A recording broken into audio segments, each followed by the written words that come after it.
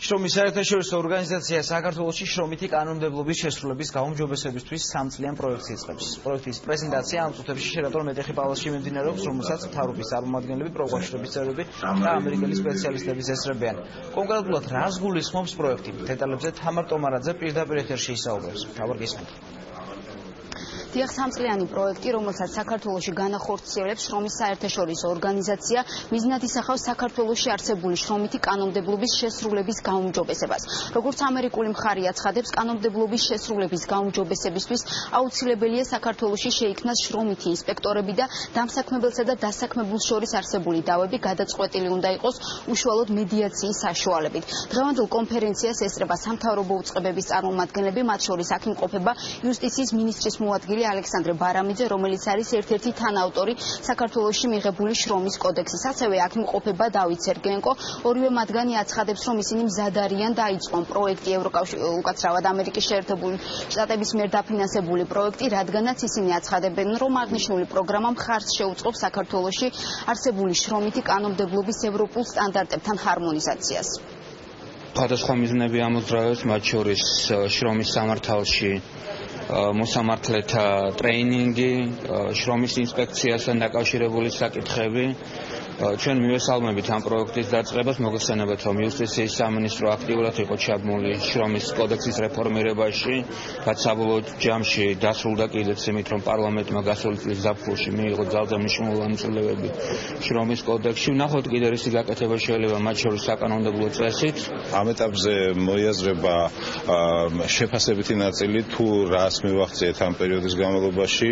უკვე გქონდა ჩვენ წინასწარი შეხვედრები და კონკრეტული რეკომენდაციები, კონკრეტულ მიმდინარე შრომიდან მიმართებაში, როდესაც რადგან ძალიან მნიშვნელოვანი რეკომენდაციები მივიღეთ, რომელსაც შევასრულებთ და ეს არის კიდევ ერთი დიდი ნაბიჯი ევროინტეგრაციასთან და უმთავრესად იმ მთავარ გამოწვევასთან, რაც არის დღეს ქვეყანაში სამუშაო ადგილების დეფიციტი და სამუშაო პირობების უსაფრთხოების ნაკლები დაცვა.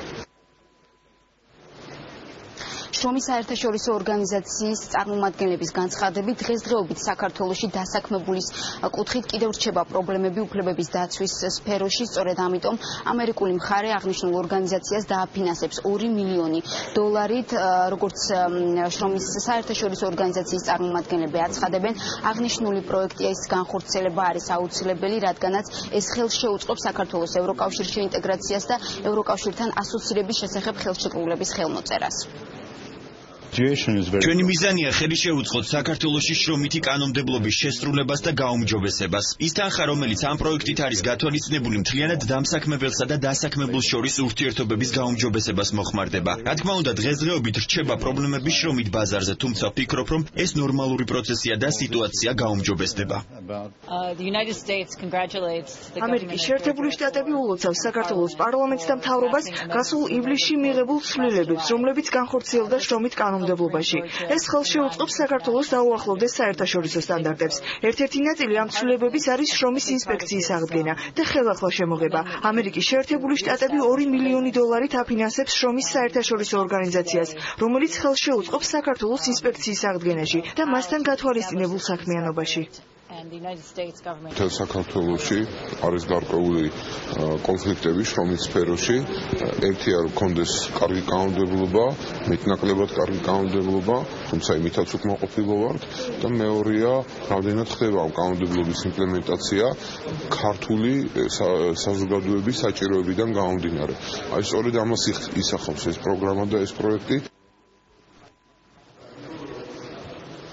შერატონ მეტეხი პალაცში კონფერენცია ამ წუთებშიც მიმდინარეობს და დაახლოებით პირველი საათისთვის დასრულდება. როგორც უკვე გითხარით, 3 წლიანი პროგრამა, რომელსაც საქართველოში შრომის საერთაშორისო ორგანიზაცია განახორციელებს, მიზნად ისახავს საქართველოში არსებული შრომითი კანონმდებლობის შესრულების გაუმჯობესებას. მადლობა თამარ ტომარაძე იყო.